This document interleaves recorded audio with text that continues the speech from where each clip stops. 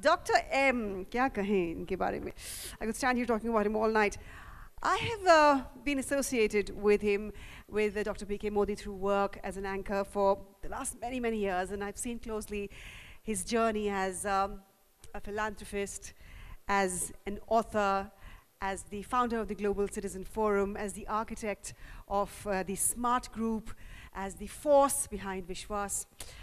Really, 4 decades there, 4 decades of business leadership, of being widely recognized and accepted as a pioneer in various fields such as healthcare, electric cars, office automation, telecom, omniscience, global citizenship, and many more. What a wonderful contribution he's really made to work and life in India and across the world. Ladies and gentlemen, dil se bahut sari taaliyan ho jaएं Dr. M के लिए.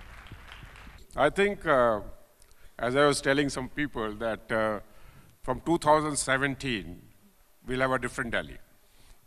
The reason I went out for many years, my journey outside started right in year 1971, when I went for studies outside. And when I studied in my college, I always read Vivekananda. And one thing which struck me at a very early age was that Vivekananda said that go and conquer the world with the Indian spirituality and philosophy. And that's what I did from 71 for 40 years, virtually. And it was somebody said, I used to say, how will India conquer the world? And when will India be recognized by the world? So this idea of Vishwaguru was always there in the minds of all the Indians. So 2011, I went to Singapore, became a citizen of Singapore in early 2012. And I thought if India has to become a leader, there has to be one country we should consider India as their leader.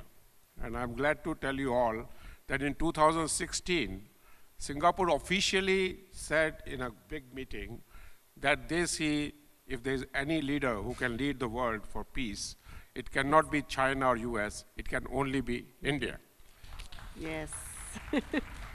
And that was a hint to me that this time to come back to India. And I'm so glad that now I'm here, because I do see that the biggest issues of India are being tackled. And we see the start of 2012 as coming of a new India, a new Delhi. And I hope that I'll be able to contribute back to Delhi, which I wanted to always do. Dr. M, now there's a specific reason why I'm going to ask you what I'm going to ask you now, as to why did you leave Delhi in the first place? So as I said that Vivekananda words I said, I think it's important for people who can afford, and it's not me, it's thousands and millions of Indians who went out of India. And they realized that if India has to become a global leader, we have to first conquer every part of the world. And that we can only do by spreading this message of peace, of spirituality of India. And today, millions of Indians, and I say millions, they are first, second generation now, has gone out there and spread that message. And today, the whole world, especially the youth of the world, are seeing today India in different light because of that. And I must say that many people, and all the young people, especially the families here, have gone outside. And they have gone outside not just to study or to work, they have gone with their culture, and that has made a lot of difference. And today, if you see, every city of the world, every city has Indians philosophically ruling that city, philosophically guiding the city. And you know the yoga, which is now changing the world, and people have accepted it. But it's not only yoga, it's the whole idea of one world, one humanity, which is accepted and which has been spread by the young Indians all over the world. And now you're back in Delhi.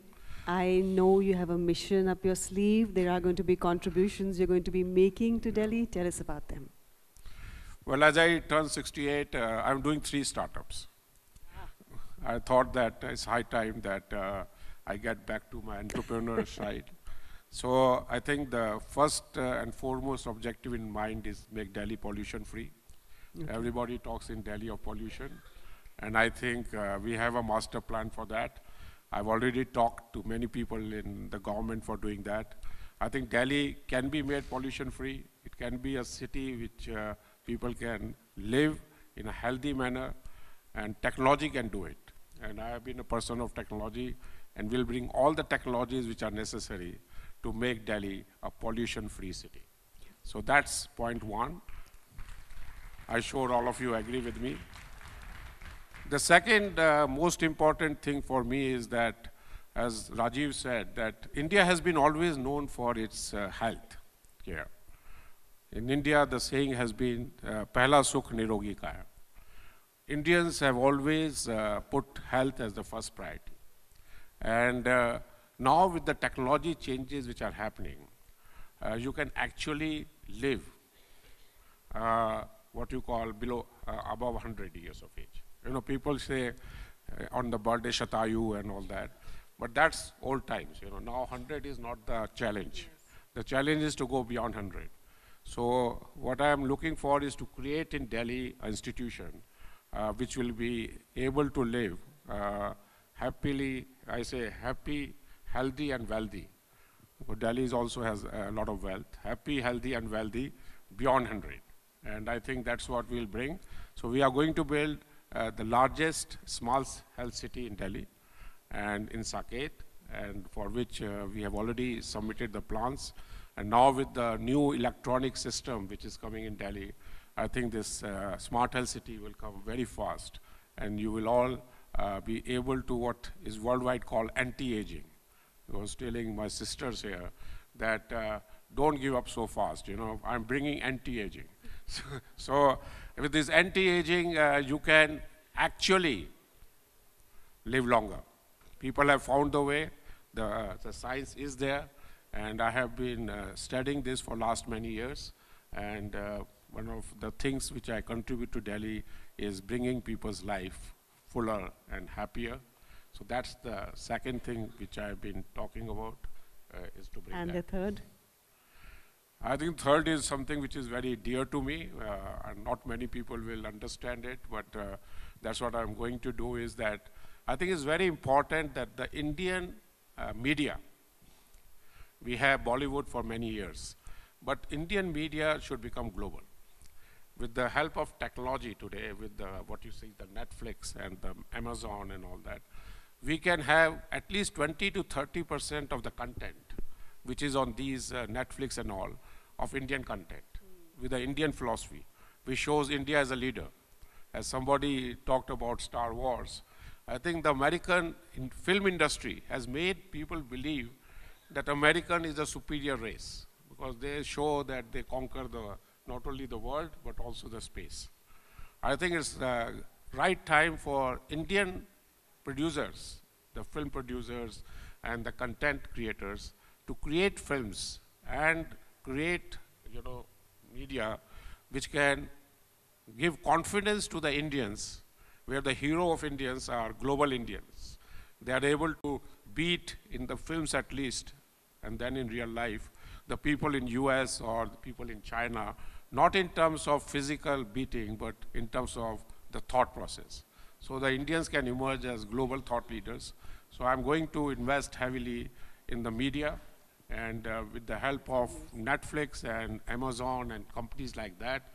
Today, nobody can control the media as it is done past by the Hollywood studios. And I think that's the third thing I have in mind, to lift the confidence of the Indians through the help of the media. That's very good news for media. That makes us very happy. Yes. Okay, so I heard that in Singapore, you just launched your first fleet of electric cars. When are you bringing them to Delhi? And I'm sure it's a part of your plan to make Delhi pollution-free, isn't it? Yeah, I think what we need in Delhi, everybody says who have come here, so traffic is the big issue. And not only traffic, the pollution is the big issue.